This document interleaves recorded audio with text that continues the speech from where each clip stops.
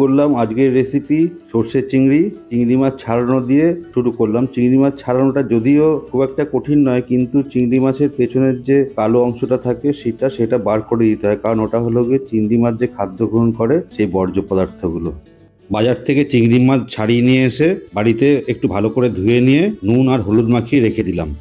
এবার মিক্সিতে 1 চামচ কালো সর্ষে, 1 চামচ হলুদ সর্ষে, 3-4টি কাঁচা লঙ্কা, আপনি যতটা ঝাল খাবেন তার উপরে, এবং নুন দিয়ে সামান্য পরিমাণ জল দিয়ে পেস্ট বানিয়ে নিলাম।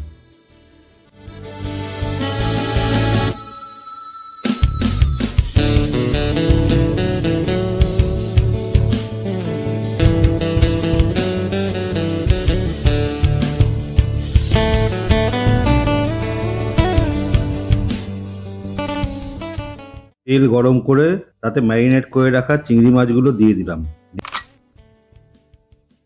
দিয়ে এবার একটু ভালো করে ভাজতে হবে। লাইক, সাবস্ক্রাইব, শেয়ার করতে ভুলবেন না এবং পাশের বেল বাটনটি টিপে দেবেন, যাতে পরবর্তী রান্নার নোটিফিকেশনগুলো সবার আগে আপনাদের কাছে পৌঁছে যায়।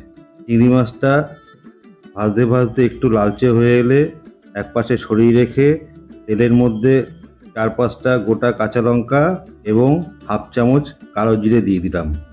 তারপর ভালো করে নাড়াচাড়া করে নিয়ে সর্ষে কাঁচা লঙ্কা দিয়ে যে পেস্টটা বানানো হয়েছিল সেই পেস্টটা মাছের ওপর দিয়ে দিলাম। দিয়ে এবার রান্নাটা শুরু করলাম। এবারে স্বাদ মতো নুন এবং স্বাদ মতো চিনি দিয়ে রান্না করতে শুরু করলাম। সর্ষে পোস্ত বাটার যে রেসিডিউটা পড়েছিল তাতে 1/2 কাপ মতো জল দিয়ে ঢেলে দেওয়া হলো, দিয়ে রান্নাটা শুরু করে দিলাম। যেভাবে দেখাচ্ছি সেভাবে রান্না করলে অসাধারণ টেস্ট হয় এই চিংড়ি সর্ষের।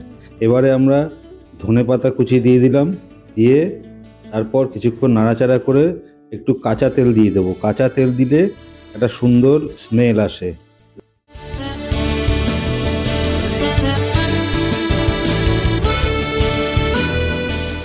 কাঁচা তেল দিয়ে কিছুক্ষণ রান্না করে মিনিট 5-এর জন্য ঢাকা দিয়ে রাখবো।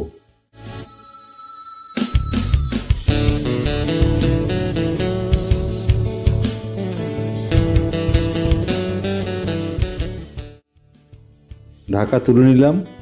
দেখুন কি সুন্দর তেল ছেড়ে দিয়েছে। আবার কিছুক্ষণ রান্না করে নিই। রান্না প্রায় শেষ হয়ে এলো।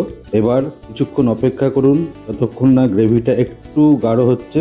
গাঢ় হয়ে গেলে নামিয়ে নিন। পরবর্তী রান্নার জন্য অপেক্ষা করুন। ততক্ষণ কমেন্ট করে জানাবেন কেমন লাগলো। ধন্যবাদ, আবার দেখা হবে।